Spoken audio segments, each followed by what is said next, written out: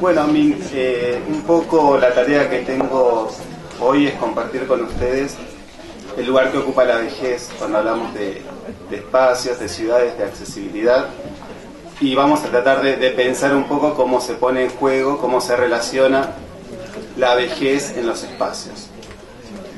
Voy a entender a la ciudad como un espacio en el que se plasman las relaciones sociales, en el que hay multiplicidad de actores, multiplicidad de identidades y entidades que se ponen en juego.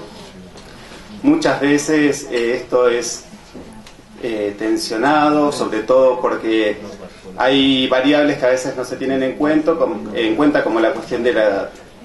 Así que un poco voy a hablar sobre eso. El nombre de la exposición es Una ciudad para todas las edades, y es a modo de pregunta, y surge un poco a través del lema que tuvo el Plan de Acción Internacional de Madrid del año 2002, y hoy, 15 años después, un poco me pregunto y nos preguntamos cuánto se ha avanzado en tener una sociedad para todas las edades. Entonces, la pregunta es, ¿en qué medida la ciudad da cuenta de este espacio para todas las edades? Pero antes que nada quiero poner un poco en contexto la situación de la vejez y comentarle que por personas mayores entendemos a todas las personas mayores de 60 años, que actualmente son el 15% de la población en Argentina, y que la tendencia es a que se vayan incrementando conforme pasen los años.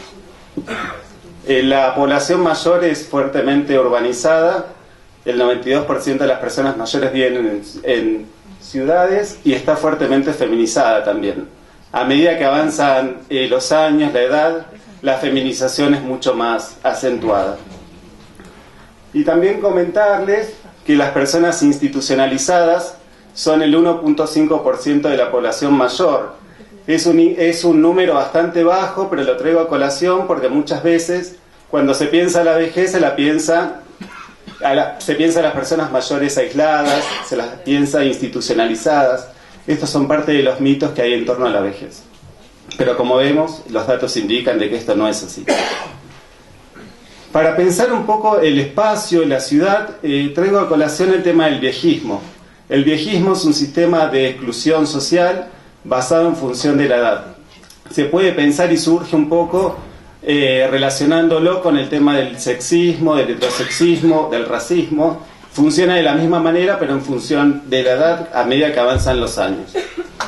Obviamente esto genera un contexto de discriminación estructural y sistemática hacia las personas mayores, en función de la edad siempre, y se crean estereotipos, estigmas y prejuicios en torno a la vejez, que son muchos. Uno de ellos es el que decía antes, el de la institucionalización de las personas mayores. La accesibilidad en la vejez se entiende como el acceso justamente al medio social y cultural, y quiero hacer bastante hincapié en esto porque sobre todo en gerontología se suele hablar de la accesibilidad en términos de entornos físicos, dejando de lado la cuestión más social, cultural y política, que nos parece muy importante traerla a colación. Constituye un derecho humano que afirma la inclusión social de las personas mayores. La accesibilidad como forma de inclusión es fundamental, que facilita la vida en las viviendas y también en el espacio por fuera de las viviendas, en el espacio público, sin poner en peligro a las personas mayores. Un concepto relacionado a la accesibilidad es la cuestión, son los obstáculos que hay justamente para la realización de esa accesibilidad. Obviamente, si hablamos de accesibilidad es porque evidentemente no hay accesibilidad a los espacios, y mucho menos para las personas mayores, que también es muy diversa y está atravesada. Cuando hablamos de vejez tenemos que pensar que las personas mayores no son un grupo homogéneo, también están atravesados por un montón de variables: la orientación sexual, el género, la identidad de género, condición de migración, si son discapacitadas, la discapacidad en la vejez se va acentuando, esto es así, y otras variables que hay que tener en cuenta. Entonces, una de las cuestiones que para nosotros tienen como fin la accesibilidad es pensar, la accesibilidad tiene que tender a generar bienestar y calidad de vida en la vejez. Para ello tiene que trabajar fuertemente en el ejercicio de la autonomía, la independencia, la participación, la inclusión y la integración. No hay accesibilidad si no se trabaja para promover estos ejes. Sobre todo, insisto de nuevo, porque se suele pensar a las personas mayores como personas que no están, que no tienen autonomía, que están institucionalizadas, que no salen de los hogares, etc. Entender entonces la accesibilidad de una perspectiva interseccional, un poco retomando lo que decía la expositora anterior, entender que en la vejez se ponen en juego estas cuestiones, que hay que tenerlas en cuenta, sobre todo porque voy a hacer hincapié en la accesibilidad en un sentido, me voy a referir en un sentido amplio y en un sentido más restringido. En un sentido más restringido sería la accesibilidad a los entornos físicos, estos que decíamos antes, que se componen por las barreras urbanísticas, arquitectónicas, el transporte y la comunicación. No voy a hacer demasiado hincapié en esto, pero la idea, lo que me interesaría que quede claro es que las personas mayores tienen mayores obstáculos justamente para transitar dentro de sus viviendas, pero también en el espacio público. Algunos datos que les voy a traer simplemente para graficar algo es las personas mayores suelen tener dependencia. A medida que avanzan los años aparecen dependencias que pueden ser básicas o instrumentales, que tienen que ver con las actividades de la vida cotidiana, que esta dependencia afecta mayormente a las mujeres que a los varones, y que estos obstáculos en el entorno social terminan afectando muchísimo más a las mujeres mayores, sobre todo. Acá traigo unos datos que indican que el 12% de las mujeres tienen dependencia básica, dificultades para movilizarse al interior de la casa, para bañarse, para hacer las actividades básicas justamente para la reproducción de la vida, y el 40% versus el 22% de los varones tienen dificultades en realizar compras, en hacer otro tipo de actividades. Lo que sí me interesaba traer también es un estudio que realizó la UCA en el año 2015 que habla sobre los entornos físicos, y ahí lo que se muestra justamente es cómo la clase social es una variable a tener en cuenta, porque justamente las personas que ocupan el primer decil, las personas más pobres dentro de la población mayor, son las que mayores dificultades tienen en sus viviendas y en los barrios, también en los entornos físicos. Ahí lo que se muestra es que las personas mayores viven en barrios con menos pavimentación, con menos desagüe pluvial, con menos conexiones de red al gas, al agua, etc. Hay un montón de datos que indican eso, y que también, obviamente, las personas mayores que viven en villas y asentamientos son mucho más afectadas y presentan mayores déficits de acceso a estos bienes y servicios de la ciudad. Por otro lado, en un sentido amplio, me voy a basar en la convención, que tiene no sé si saben, pero hay una convención de los derechos de las personas mayores que se sancionó en el año 2015 y fue ratificada este año, y tiene uno de los artículos que habla justamente de entornos físicos y sociales, y allí se plantea el derecho a la accesibilidad al entorno físico, social, económico, cultural y a la movilidad personal. Me agarro de esto para plantear un poco la cuestión más amplia, si se quiere, que tiene que ver con el acceso al entorno social, cultural, económico y político también. Ahí nuevamente tener en cuenta de que el clasismo, el heterosexismo, el racismo, la migración, la xenofobia, mejor dicho, el sexismo y todas las formas de discriminación operan como barreras también para el tránsito y para el acceso a los bienes y servicios de la ciudad y de los espacios urbanos y en general. Como primer barrera, entonces, de limitar esto, me parece que es muy importante trabajar sobre esto, porque encontramos que muchas personas mayores, por ejemplo LGBT, se ven inhabilitadas a participar de algunos espacios, no a causa de barreras físicas, sino barreras de este orden. Por otro lado, también el trato hacia las personas mayores, el viejismo que les refería al principio. Acá traigo otros datos para graficar un poco la idea. Según un estudio del INADI del 2013, los ámbitos de mayor discriminación hacia las personas mayores en función de la edad son el ámbito laboral, el transporte, el educativo, el familiar y el barrio. Y la Encavian, que es una encuesta que hizo el INDEC en el año 2013, refiere que las personas mayores reciben peor trato en bancos y oficinas públicas, en consultorios médicos y en la familia. Ya voy terminando.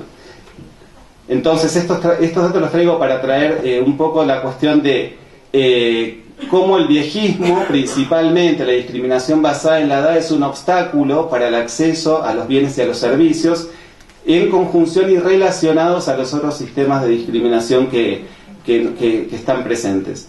Algunos mecanismos que tiene la Convención para abordar estas cuestiones, yo enumero solamente algunos, la Convención trae a colación bastantes, pero el primero y el principal, en mi opinión, es la erradicación de mitos y prejuicios en la vejez, trabajar fuertemente para trabajar sobre una imagen más positiva de la vejez, que nadie no puede ser...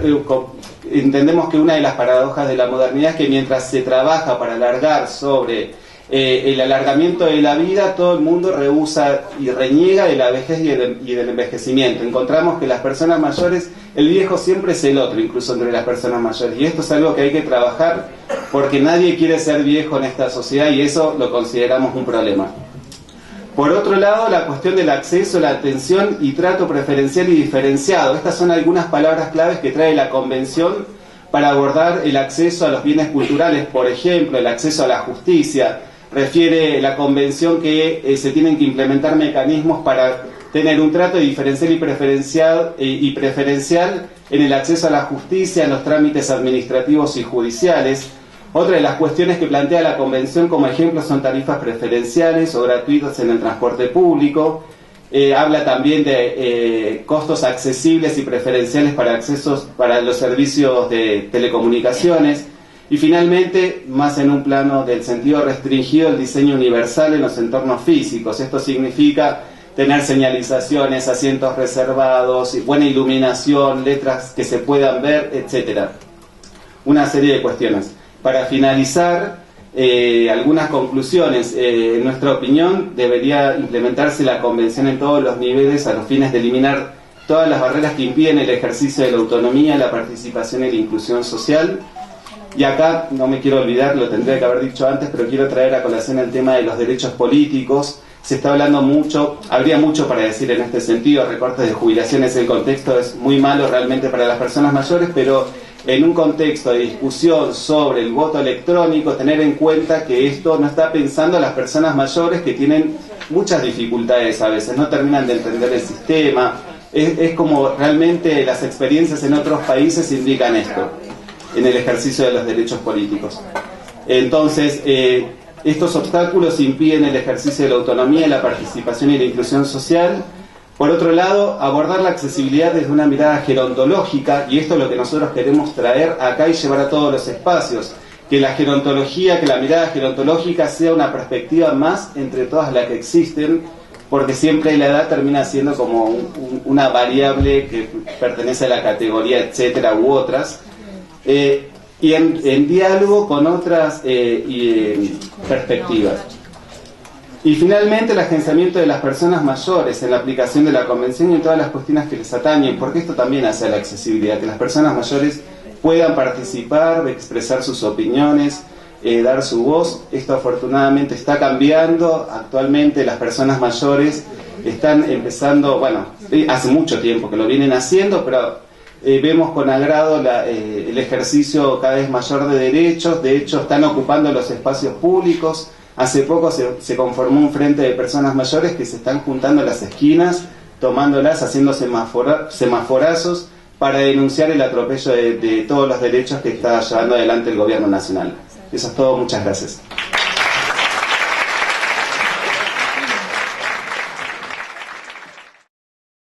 Muchas gracias. Nada, todo esto que estaba hablando recién el compañero me hace pensar, ¿no?, en cómo, en hablar de discriminación. Digamos que cualquier persona tiene una capacidad diferente. Cualquier persona puede tener una capacidad especial para hacer algo. Yo me quiero referir concretamente a las personas con discapacidad. Todos los otros eufemismos que se han empezado a mencionar hace años, para no llamarle a las cosas por su nombre, implica que hay un temor, una aprehensión al término discapacidad, porque hemos tenido muchas intervenciones legislativas, públicas, donde hemos tratado de convencer a la gente que las cosas deben ser llamadas por su nombre. Y acá, en el caso que yo vengo a representar aquí, hablar, llamar las cosas por su nombre es hablar de personas con discapacidad. Ninguno es Batman que vuela especialmente por los aires, ni nadie tiene la misma capacidad para hacer, a mí no se me ocurriría jamás ponerme a hacer un dibujo. Entonces, una vez aclarado esto, el término que deberíamos usar de personas con discapacidad, también demuestra que tenemos que hablar de la discriminación. Como nos cuesta ponerle el nombre que corresponde a una situación que, si bien se origina en una cuestión de salud, no es meramente de salud, porque una vez operada la discapacidad ya tenemos otra serie de cosas que encarar.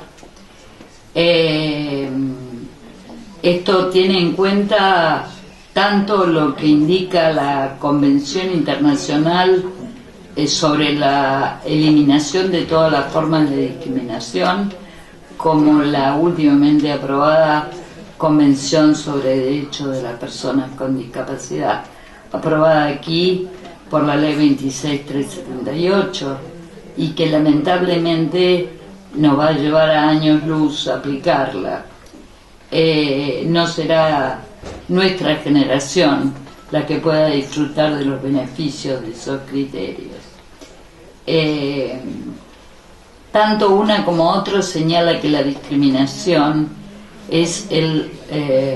se produce deliberadamente en algunos casos, la mayoría de ellas autoridades públicas, que son las que tienen los recursos y manejan nuestros destinos, o simplemente por efecto, cuando la comunidad no tiene en cuenta a la persona con necesidad, su limitación, o su necesidad, o su requerimiento, o simplemente su deseo, está discriminando al impedir el ejercicio de un derecho. No alcanza que un derecho no pueda ser ejercido por imposibilidad propia. Basta con la conducta del otro que no respete la intervención o participación de esa persona. Hay conductas que se dan en el seno de cualquier comunidad que son capaces de influir para que se dé el resultado opuesto, el resultado de impedir, de alterar, de cercenar o limitar el ejercicio de un derecho. La mirada del otro sobre una persona condiciona la evolución de esa persona. Si parten de la idea de que esa persona no puede, no quiere, no llega a, evidentemente da como resultado una comunidad en la que difícilmente la persona con discapacidad puede actuar. ¿Hay alguna persona con discapacidad aparte de mí, de yo misma, entre ustedes? Esto no hace más que confirmar lo que estoy diciendo. La persona con discapacidad se siente inhibida directamente de venir y presentarse en un lugar así. Tiene que llamarse Programa para Personas con Discapacidad para que de pronto aparezcan. Entonces aparecen y el resultado de esa intervención o de esa participación es una propia catarsis. Es la exposición de una serie de obstáculos que ninguno de los que estemos ahí como militantes, como funcionarios, vamos a poder resolver.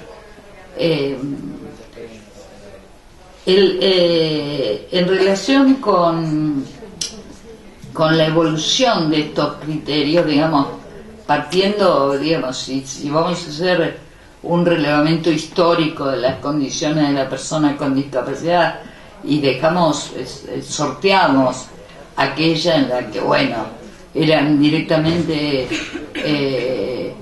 eliminadas por no poder ir a cazar, recolectar sus frutos para alimentación propia, o la conquista de territorios, esa persona era directamente eliminada. Después, por suerte, hubo algunas cuestiones que habrán empezado, supongo yo, con el cristianismo, a adoptarse posiciones más piadosas en cuanto a que se sentían las personas que no tenían esas limitaciones obligadas a colaborar o a mirar con una mayor piedad, digamos, a la persona limitada. Basta mirar un poquito una imagen de la persona sin recursos, que estaba habitualmente representada por alguien sentado en el suelo, estirando la mano, esperando a recibir una dádiva, y el generoso, de pie, bien trajeado, poniendo el acento y la mirada en lo que era capaz de dar. Eso se parece mucho a la figura de tener una madrina o un padrino, como le gusta llamar a las autoridades actuales, a alguien que se haga cargo del otro. Yo, como persona con discapacidad, no permitiría jamás que alguien se hiciera cargo de mí. Primero, porque soy dueña de mi propia vida. Segundo, porque soy dueña de mi propio interés. Y tercero, porque tengo mis propios deseos. Las personas con discapacidad no participan de estos espacios porque, lamentablemente, el asistencialismo ha hecho estragos en sus distintas personalidades. Es muy difícil que la persona con discapacidad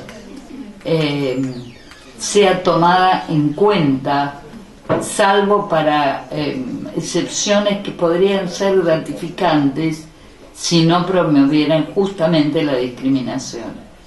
Porque yo, si tengo un viejito, como decías vos, esperando un ascensor, no se me ocurriría jamás anteponer mi silla de ruedas al primer paso hacia el ascensor. Le voy a dar, porque yo estoy cómodamente sentada, por eso llevo mi propia silla.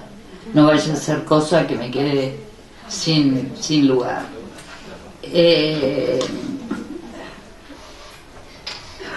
No es la persona con discapacidad motora la que no puede llegar a un lugar, la que no puede participar de una actividad en un primer piso, sino la falta de un elevador que la traslade a ese primer piso.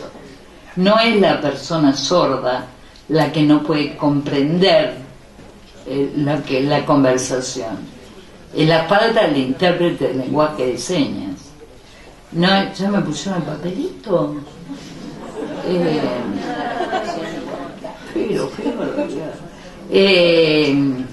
No es el ciego quien no tiene orientación para recorrer un trayecto, sino la falta de la debida señalización indicando el trayecto concreto. La falta de esas medidas equiparadoras, por poner solo algunos ejemplos, hace que las oportunidades no sean las mismas.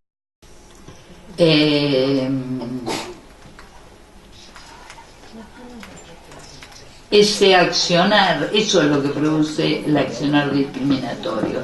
Yo podría decirles que tenemos en el país una profusa legislación en discapacidad de años. Fuimos pioneros en legislación sobre discapacidad. No se cumple una. Te lo digo como militante y lo digo como ex funcionaria. No se cumple una. Yo podría poner 1000 ejemplos acá, este papelito me condiciona, si lo voy a dar vuelta. Pero yo les pregunto, ¿cómo hacemos? ¿Cómo hace una persona para llegar acá? Tiene que moverse, tiene que trasladarse. Yo voy a poner un solo ejemplo. No hay vida sin movimiento. Es imposible pensar en vivir sin moverse. Y para moverse en una ciudad como esta y como tantas otras, necesito transporte público. He trabajado en transporte público durante los últimos 25 años de mi vida. No saquen cuenta. Sigo intentando viajar, yendo de estación de subte en estación de subte, viendo a ver cuál es el ascensor que funciona.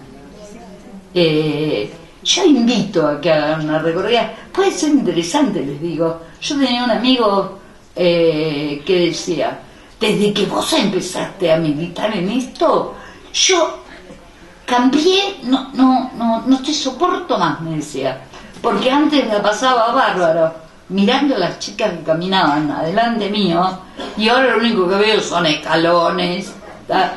Es terrible, es terrible.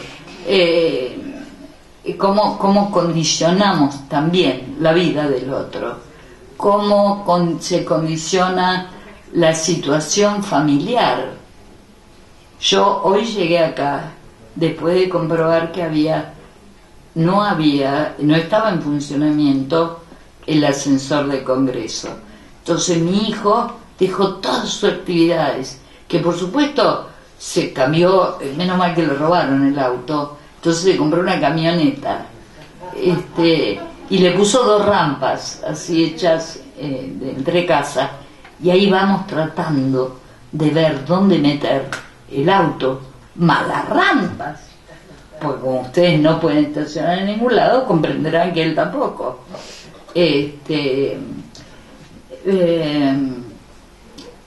Hay demasiados adelantos tecnológicos, ha habido demasiados adelantos en medicina, ha habido grandes intereses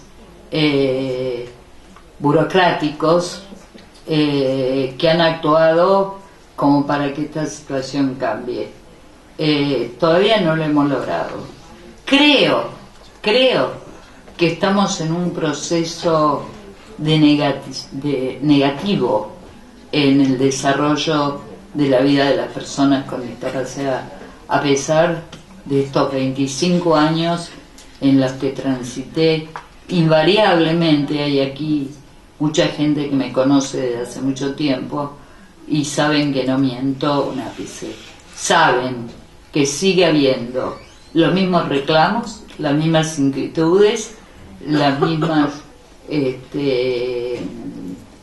necesidades o requerimientos que hace 20, 25 años atrás. No habla bien de nosotros como sociedad. La gente sigue desapareciendo como hace 40 años atrás. Seguimos buscando el camino, tanto para encontrar esas personas como Santiago, o tanto para encontrar una persona con discapacidad en un ámbito en que no tenga que ver con discapacidad, pero que reclama para la persona con discapacidad esos ámbitos, y que el cumplimiento, toda actitud discriminatoria debe ser corregida si queremos vivir en una sociedad, en una comunidad sana. Y aquel que no la corrija debe ser sancionado, porque no habrá posibilidad de que una familia pueda sostenerse a sí misma como familia si no puede hacerse cargo de sus integrantes, y si el Estado está permanentemente ausente o buscando la forma de ausentarse. Podemos cambiarle el nombre a los organismos públicos podemos usar eufemismos como los que hablábamos antes, pero si la mentalidad no cambia, si la vergüenza no los tapa, no habrá posibilidad de cambiar esta forma. Yo tengo que concluir en que la discriminación negativa, en definitiva, es una manera de redistribuir los recursos. Entre quien menos se distribuyan, más ganancia hay, como el río revuelto de pescadores. Cuanto menos distribuyo, más me quedo. Más me queda para mis arcas, que después se pierden como se pierden las personas. Muchas gracias.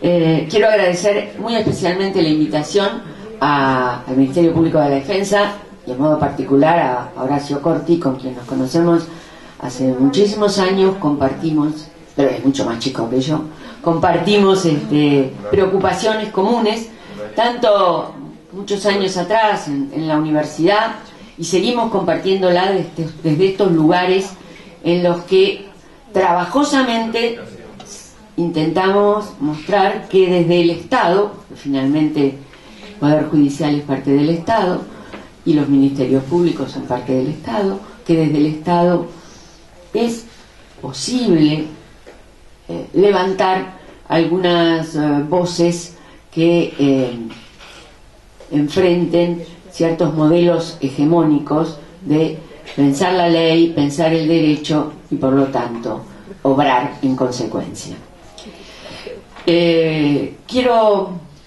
Estuve escuchando en el día de hoy algunas de las intervenciones, escuchando las de mis colegas en este panel, y seguramente lo poco que puedo aportar es lo que implica esto de asumir el tema de la discapacidad, y a mí también me gusta evitar los eufemismos, así que voy a hablar del problema de la discapacidad, pero lo voy a hacer vinculado al acceso a la justicia, y lo voy a hacer vinculado al acceso a la justicia porque quiero hacerme cargo de lo que implica que los jueces entendamos o no entendamos, queramos entender o no queramos entender qué implica el problema de la discapacidad y qué puede hacerse desde el espacio en donde se toman decisiones cuando se reclama por derechos que tienen que ver con cualquier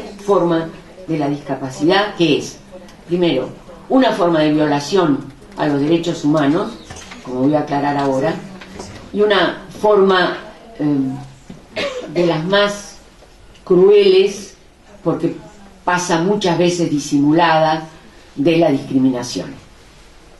Del mismo modo que no me gustan los eufemismos para hablar de la discapacidad, coincido en que no se trata aquí de tener actitudes caritativas, ni comprensivas, ni protectoras, que siempre suponen un ejercicio de poder sobre el otro.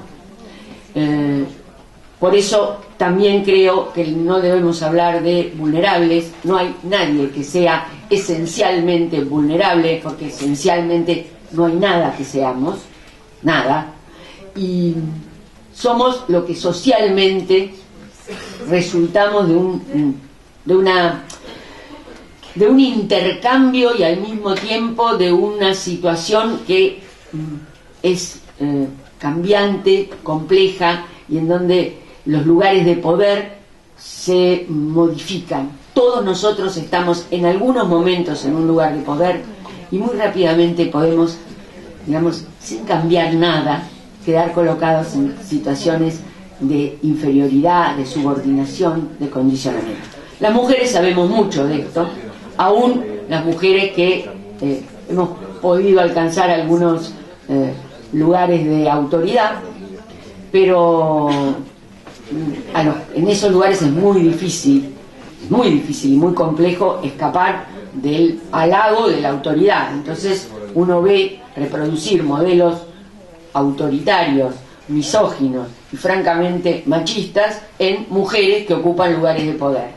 Otro tanto sucede con cualquier otra forma de la discapacidad. Y en el Poder Judicial el problema es muy grave, porque como lo que los jueces decimos crea realidad, crea subjetividad, crea derechos, porque los hace efectivos, cuando no se advierte que hablar de vulnerables, por ejemplo, es una forma de esencialismo que retrotrae estos temas a paradigmas que hoy, digamos, en la teoría, en las prácticas de los militantes en estos temas han quedado superados, pero en las estructuras con las que muchos individuos, muchos ciudadanos y naturalmente muchos jueces y juezas piensan estas cuestiones, ese modelo no ha sido superado.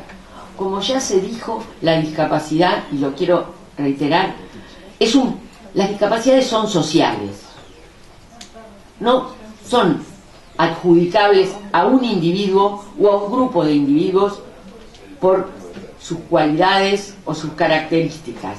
Las discapacidades son sociales en tanto esas discapacidades se construyen a través de la imposibilidad que se genera a otros individuos o grupos para acceder a todos los bienes que seguramente siempre con una distribución desigual, pero a todos esos bienes que en una sociedad se reconocen como aquellos de los que cualquiera puede disfrutar, cualquier sujeto de derecho puede disfrutar. De modo que cuando hay que resolver cuestiones que implican discapacidades, lo que tenemos que resolver es un problema social, es un problema de muchos que está particularizado en aquel que reclama el reconocimiento de un derecho, un individuo, un grupo de individuos. Digo, en ese punto, si el problema es social, hay que mirar aspectos muy diversos. Por un lado, lo que las reglas de derecho dicen, y en ese punto es cierto que las legislaciones, en el caso de la Argentina, son viejas, son antiguas, no digo que viejas, sino son antiguas, y podrían ser leídas hoy con un criterio de inclusión muchísimo más amplio del que se aplica. Lo mismo ocurre con las convenciones internacionales.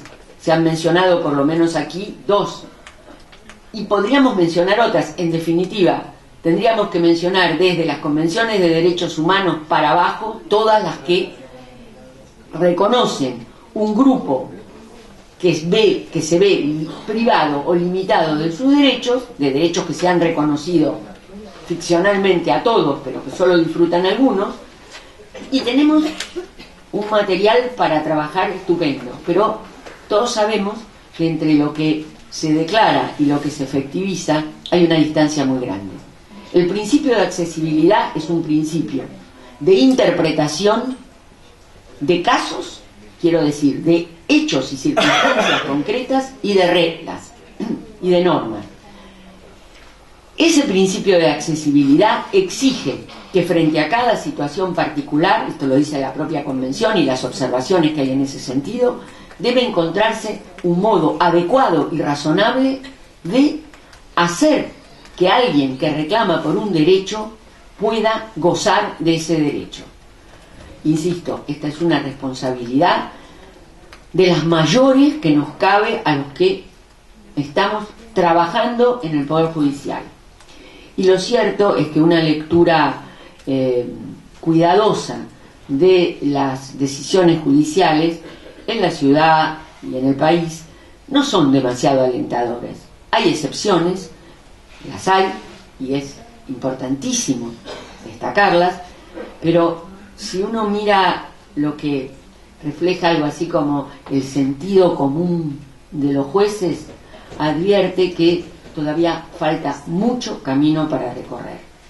Por eso, frente a la discapacidad hay una actitud negacionista, no lo queremos ver, no lo queremos enfrentar como un problema que obliga a otros y a nosotros mismos a encontrar soluciones.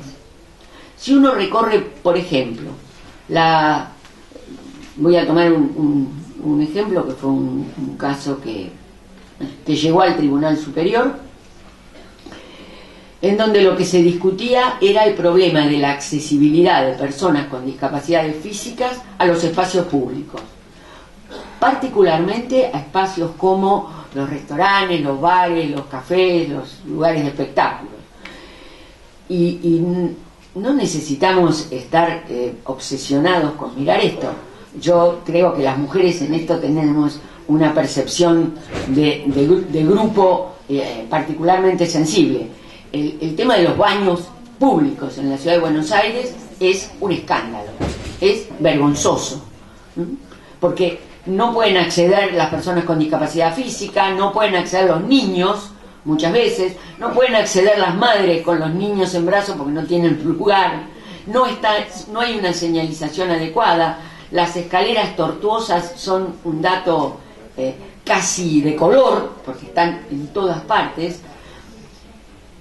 Cuando uno advierte estas situaciones y cuando se reclama por esto, no se está reclamando por un caso concreto o particular, se está señalando un incumplimiento estatal de convenciones internacionales y de leyes locales y nacionales, y se está señalando además que la solución exige una participación activa del Estado. Por un lado, no autorizando, no habilitando, no permitiendo que ciertos lugares públicos tengan carencias como las que yo estoy señalando. Esto es decir, es posible hacer una tarea de prevención controlando planos y controlando que los planos que se presentan sean los que efectivamente después quedan materializados en las construcciones que se hacen, admitiendo que hay sitios que no se pueden transformar por alguna circunstancia y por lo tanto que no pueden ser habilitados para determinados usos. Y además creo que hay otra tarea de prevención que tiene el Estado y que no cumple. Cuando digo el Estado, aquí sí hablo de todos los poderes del Estado, que es la de generar prácticas sociales diferentes a las que estamos acostumbrados. Estas cuestiones deben ser discutidas, habladas, formar parte de los programas y planes de educación. Estamos discutiendo si hay que sustituir el último año de la escuela secundaria pública por pasantías. ¿Para qué? Es un buen tema para discutir. Digo, no deberíamos pensar muchas veces que el trabajo, este trabajo de relevamiento de las carencias de los espacios públicos para el acceso de personas con discapacidad podría ser en los jóvenes, en los adolescentes, una tarea absolutamente interesante en su conformación como ciudadanos, porque entre eso y trabajar como cajero en un supermercado para que un supermercado no pague las asignaciones que tiene que pagar o no pague el salario que tiene que pagar, hay una enorme distancia. En un caso estamos produciendo ciudadanía, y producir ciudadanía es también enfrentar estas cuestiones desde un lugar en el cual el que se reconozca como ciudadano tiene que saber que si revaloramos el término de ciudadanía en un sentido que pueda aplicarse al siglo XXI, la ciudadanía debe suponer construir la noción desde lo desigual, desde lo distinto, desde las diferencias, no desde la igualdad. Entonces, porque si nos ponemos a pensar en este sentido, siguiendo simplemente los compromisos internacionales que un país como la Argentina ha asumido, y yo quiero reivindicar aquí, porque me importa desde el punto de vista de que soy una jueza, que los tratados internacionales que la Argentina ha firmado son parte de nuestro derecho, no es un derecho de otros que nos viene exportado, son nuestro derecho. Y teníamos una tradición en la Argentina, aún a nivel jurisprudencial en la Corte, de defender los tratados internacionales como parte de nuestros derechos, que ahora, Fontevecchia de por medio, parece estar puesto en cuestión. Todo esto de lo que estamos hablando no podría plantearse como una obligación estatal si renunciamos a reconocer que las normas internacionales en esta materia, fundamentalmente las que marcan todo el catálogo de los derechos humanos, son conquistas históricas y políticas que no pueden ser renunciadas. Perdón que interrumpa, doctora, estamos en tiempo cumplido. Solo quería decir esto porque comparto todo lo demás y lo único que pensé hoy cuando vine aquí era, a ver, en una ciudad compleja como Buenos Aires, si formo parte del Tribunal Superior de esta ciudad, tengo que poner ante ustedes el compromiso, por lo menos individual, de que se puede hacer mucho más desde los tribunales de lo que todavía estamos haciendo. Muchas gracias.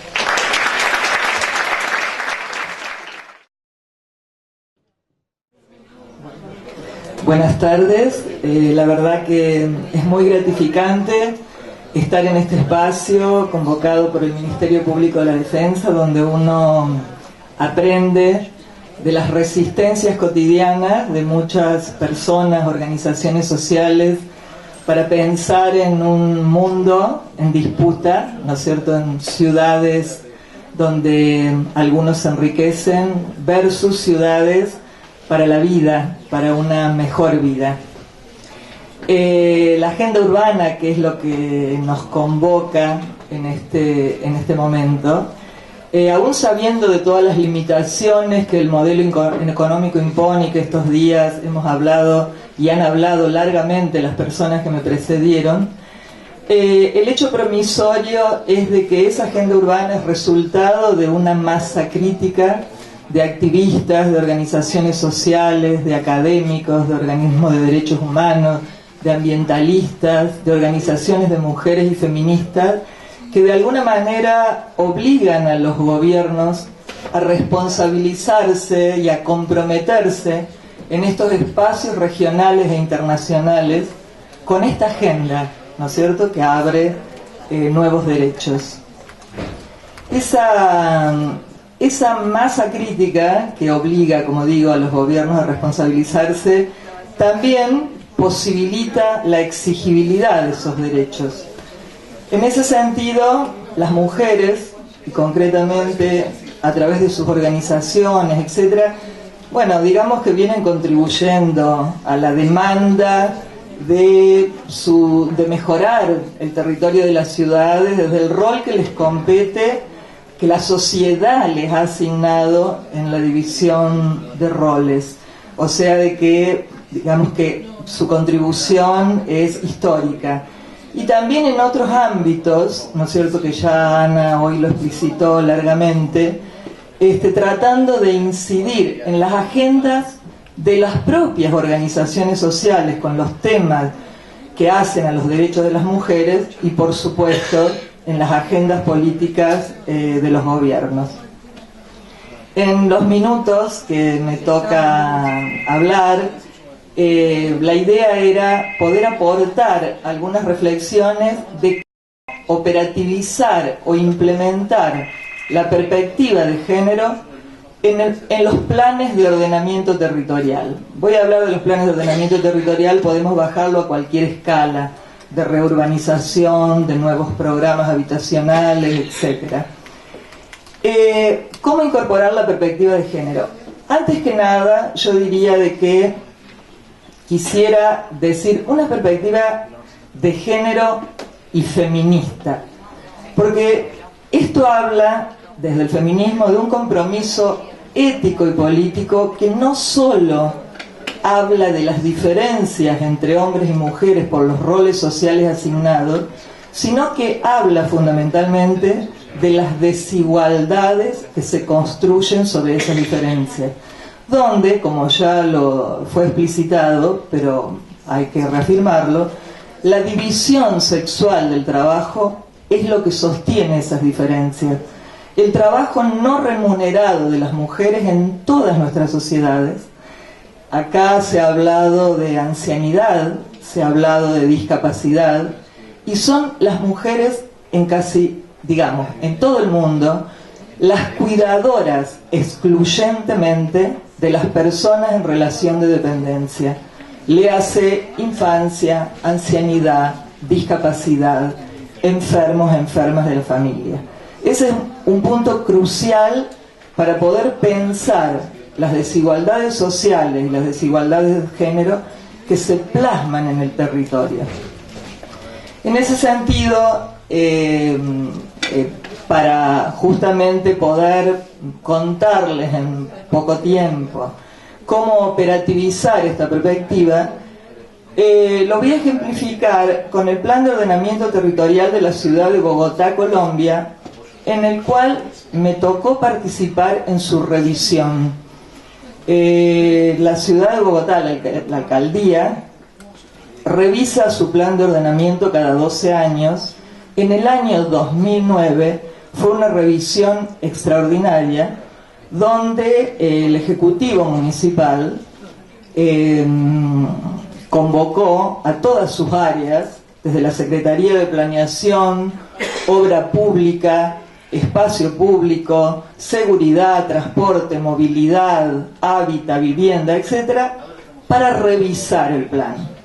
Desde la Secretaría de la Mujer, Género y Diversidad Sexual, que en ese momento tenía rango de subsecretaría, tomó sobre sí el desafío, por supuesto con la voluntad política del Ejecutivo Municipal de hacerlo, de hacer esa revisión incorporando la perspectiva de género y con una especificidad que era la seguridad urbana. ¿Cómo se hizo? O sea, es lo que yo quiero compartir con ustedes. Creo que no voy a compartir novedades. En todo caso, es poner en común en este difícil camino de incorporar esta mirada a la ciudad y a nuestros territorios, un proceso que tuvo algunos resultados, por supuesto que con muchos desafíos aún por delante. El primer punto fue partir de lo mismo, de la letra del discurso del plan de ordenamiento, que decía querer lograr una ciudad más equitativa para toda la ciudadanía, y donde la participación de la ciudadanía era la premisa. Basados en eso dijimos, las mujeres, sus organizaciones, deben estar presentes y por lo tanto su voz en esta revisión y luego propuestas y toma de decisiones. La primera cosa fue convocar al Consejo Consultivo de Mujeres de la Subsecretaría, que es un consejo donde participan, es un consejo autónomo donde participan organizaciones de mujeres y feministas de la ciudad, y tratar de hacer una convocatoria lo más amplia posible, donde estuviesen representadas las mujeres diversas, y a partir de ahí el segundo paso fue identificar cuáles eran los espacios de incidencia política más relevantes donde las mujeres iban a llegar con sus propuestas.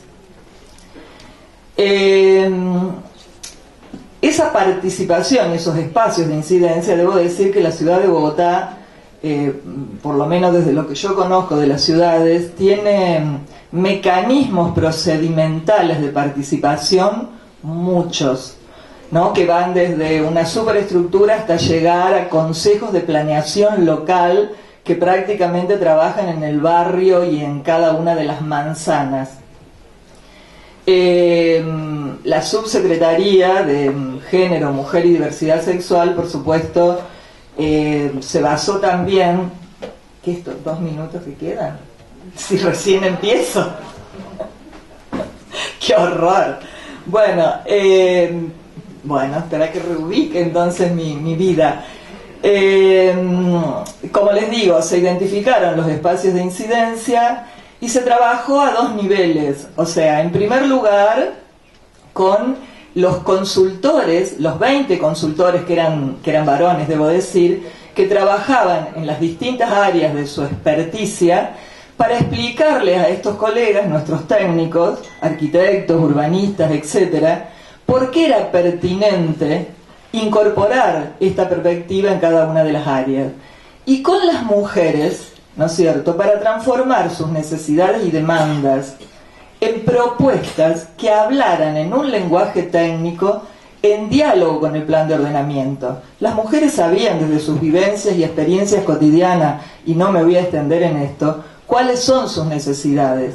El tema era poder transformar, ¿no es cierto?, esas propuestas en ese lenguaje del plan de ordenamiento para poder incorporarlas en todo el proceso de planificación, que va desde el diagnóstico, la elaboración de objetivos, metas y políticas, la implementación de esas políticas y programas y proyectos y, en el mejor de los casos, el monitoreo y la evaluación.